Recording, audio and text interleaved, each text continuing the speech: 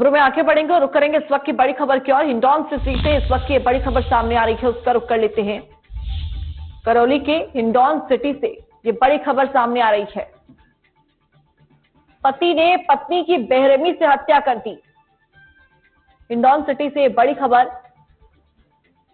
गृह कलेश के चलते वारदात को अंजाम दिया। आरोपी ने अपनी बेटी को भी मौत के घाट उतार दिया। सूचना पर डीएसपी गिरधर सिंह मौके पर पहुंचे। ये बेहद हैरान कर देने वाली खबर करौली के हिंडौन सिटी से सामने आ रही है, जहां एक पति ने गृह कलेश के चलते अपनी पत्नी की बेरहमी से हत्या कर दी और यहां तक अपने बेटे को भी मौत के घाट उतार दिया। लगातार देश में इस तरह की खबरें फिलहाल सामने आ रही हैं। कभी मेरठ से सौरभ हत्याकांड का मामला सामने आता है, तो कभी औरैया से एक और ऐसा ही मामला सामने आया था। और इसी कड़ी में एक बार फिर करौली के हिंडौन सिटी से कुछ ऐसा मामला जहां पर एक पति ने अपनी पत्नी की हत्या कर दी, यहां तक कि पति ने अपने बेटे को भी मौत के घाट उतार दिया। गृह कलेश के चलते वारदात को अंजाम दिया गया। वही मामले की जानकारी मिलते ही डीएसपी मौके पर पहुंचे। ज्यादा जानकारी के साथ संवाददाता शुभम हमारे साथ जुड़ गए हैं, उनका रुख करते हैं। शुभम, क्या जानकारी इसको लेकर सामने आ रही है, एक बार विस्तार से जानकारी दीजिए। बिल्कुल सगुन, मैं आपको बता दूं कि गृह कलेश के चलते अपने पति ने अपनी पत्नी को मौत के घाट उतारा है देर रात में। और पूर्व में भी जो है ये हरिप्रसाद है जो हत्यारा है, इसने अपने बेटे को अपने गांव जो है उसमें जो कुएं में उसको डाल दिया था, उसकी भी जो है मौत कर दी गई थी। जानकारी मिली है, वहां के जो परिजन है उन्होंने बताया।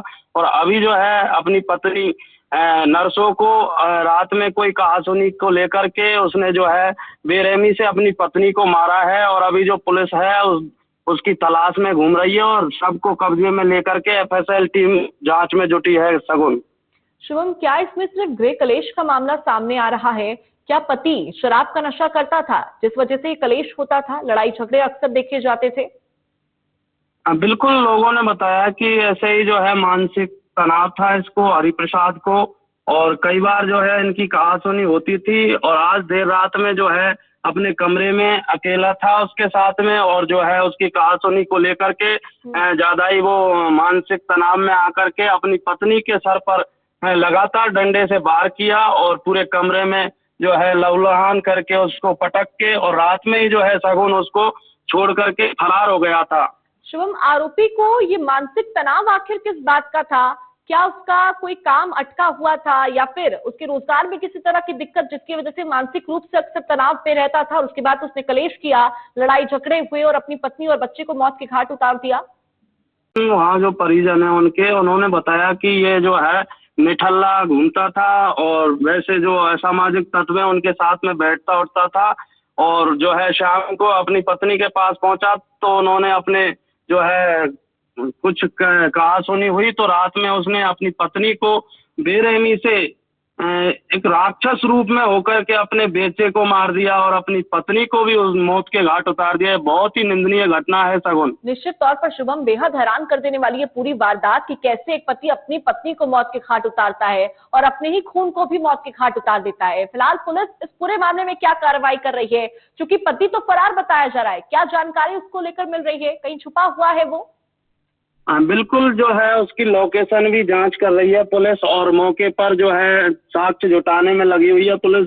डीएसपी गिरधर सिंह और जो है एसएचओ कोतवाली सोनीलाल मीना मौके पर मौजूद हैं और उसकी जो है जांच में जुटे हुए हैं और उसकी तलाश भी पुलिस कर रही है। और अभी सगुन एक जानकारी है कि जो एफएसएल टीम अभी मौके पर पहुंची है और जो है उसके साक्ष्य जुटाने में लगी है कि क्या कारण रहा मारने का और किस जो हथियार से है जो है डंडे की, उसकी भी तलाश कर रही है। क्योंकि जो है जिस हथियार से उसको मारा है पत्नी को वो अभी वहाँ मौके पर मौजूद नहीं है, उसको भी तलाशने में लगी हुई है टीम। और पुलिस के जो कप्तान है ब्रजेश ज्योति उपाध्याय वो भी पूरे मामले की जो है घटनाक्रम की जानकारी दे रहे हैं और पुलिस तुरंत प्रभाव से जो है उसकी तलाश में जुट गई है। पुलिस पूरे तरीके से जो है अपराधी को जल्दी गिरफ्तार कर सकती है, हिरासत में ले सकती है शगुन। जी, बिल्कुल। कुल मिलाकर यानी कि एफएसएल की टीम भी फिलहाल वहां पर मौजूद है और साक्ष्य इकट्ठा करती हुई नजर आ रही है। बहरहाल बहुत बहुत शुक्रिया शुभम तमाम जानकारी के लिए।